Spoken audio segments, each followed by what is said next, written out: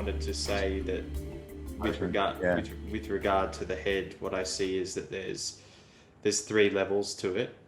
One is the level of thought, which is, we know what thought is. We have these thoughts all the time.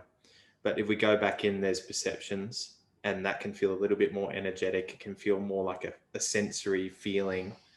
But then we go all the way in and it just feels like the physicality. It's just pure physicality of the head and the brain.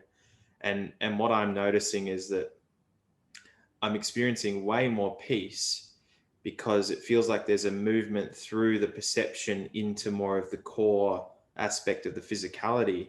And there's been a kind of withdrawal out of those familiar pathways of perception. So, I mean, you can get a still mind in terms of there being no thought, but then you're still going to be met with the level of all the filtration that's going on. And it can feel like gunk. It can feel like fog. It can feel like all sorts of things like that. It can feel heavy. It can feel sore. And then deeper in, we can rest actually inside the brain. Malnourished is what comes to mind of how I felt this morning. Yeah. Like the physical head kind of like I need nourishment. Like, yeah. Does that make sense? Yeah. Yes, and I'm the queen of head issues and gunk coming through the head. I mean, I've got massive headaches right now. They've been ongoing for about 2 years. Impaling headaches that have prevented any kind of activity, basically. But the headaches have been so severe sometimes, the sensation that I have been almost unable to take care of myself. There's been a lot that's opened and released through the head. And part of it showing up also, the fact that it's coming up also means that your consciousness is starting to touch in on it, which is the good aspect. It's like, okay, it's appearing now.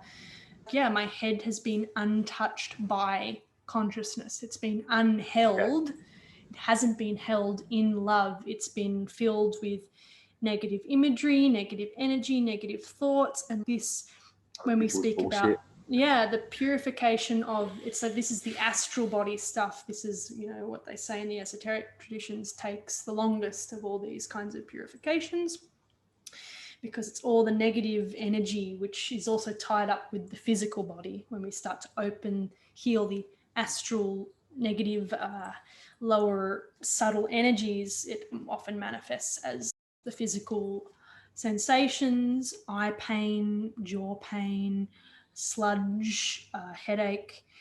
And my jaws felt quite clenched today too. Like really sort of compact. And you'll probably come to notice it more and more and more. Oh, I'm really seeing, because now consciousness is starting to come in and rewire. And so you might find that some of these physical symptoms really ramp up as part of the healing.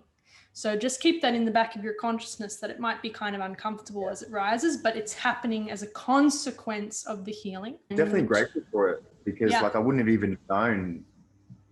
I would have just perceived all these things and gone, all right, there's even more evidence that I'm fucked up. All these. So thank you guys for like at least allowing me to like see it for what it is. It's so important, and it's like there's a deep compassion with that.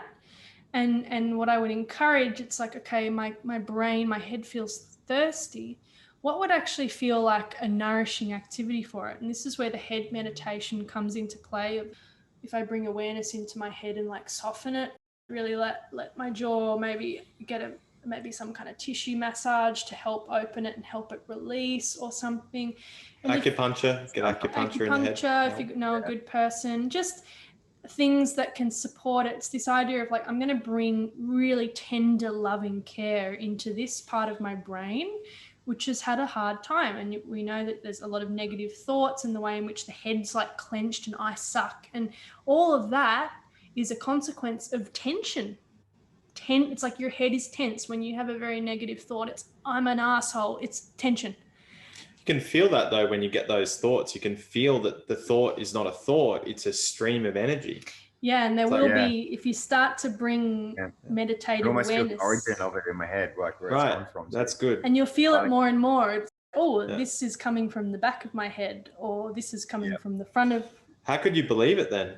you start to see it as a stream of energy, like a little fish swimming through the head. You go, oh.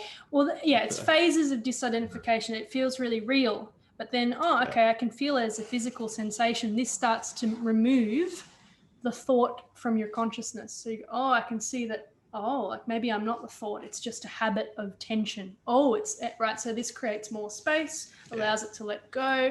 And even with the meditation, this is exactly why it's good, and why I say, like, okay, we're connecting into the heart. What is coming up for you as you do that?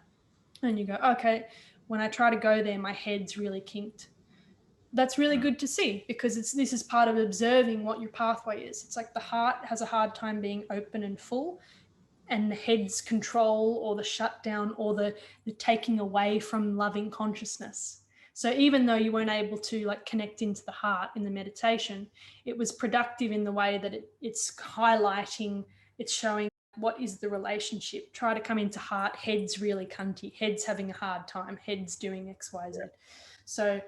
So that's also like non-preference. Okay, I can't access loving heart consciousness right now, but I'm seeing that my head is starting to open.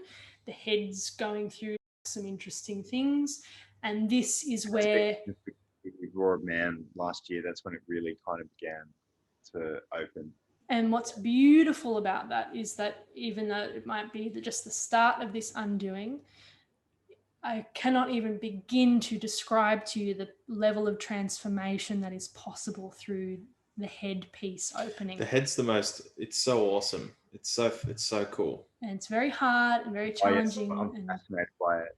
Because you're dismantling the perception that is false, and you're discovering the infinite perception. And then that becomes very tangible too. This inner conflict in me was just like absolutely raging. I was just like, any kind of movement that was in my visual field or coming in through my ears was just so irritating to me. Like any kind of input, it was like any aspect of the feminine, I guess you could say, any kind of form, any kind of movement, any kind of anything coming in, I just wanted to kill. And it was just pure rage and pure anger. It's another sign that your head is definitely opening. With the head, when it starts to open, we're truly meeting the seat of patriarchy in the head. And what that manifests as is hatred towards life, hatred towards existence. Yes, sound, color. Yes. And you notice it's happening directly as the head opens. It starts to come through perception. It's like, fuck what I'm seeing, fuck what I'm hearing, fuck off. So you're seeing everything. The walls. Yeah. This is the walls of the head. This like, but also wanting to like absolutely annihilate out past it. And yeah, this is a serial killer energy. Yeah. It's dark energy, hatred, and it's transmutation of this energy as well. It's like, this is what happens when we don't process this, and it like passes down through generations. Think of the serial killer archetype. It's like, what do all serial killer, violent, rapist men have in common? They had a fucked up mother. All right, so they had a fucked up relationship to existence. They had like a horrible, demeaning, psychologically like horrible mother, and they became violently hateful and destructive towards the feminine, which would manifest as like, I murder women or something. And that's the obvious, gross, macrocosmic expression of that energy. But we all have that in us.